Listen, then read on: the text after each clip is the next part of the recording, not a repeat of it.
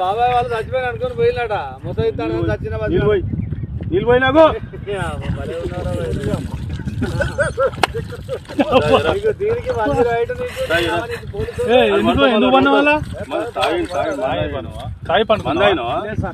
ఎందుకు అనుకున్న వాళ్ళ ఈ చల్లదనానికి ఎండకు చేయలేక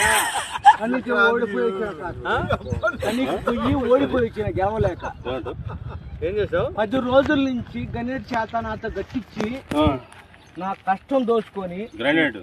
గణేట్ రాయ్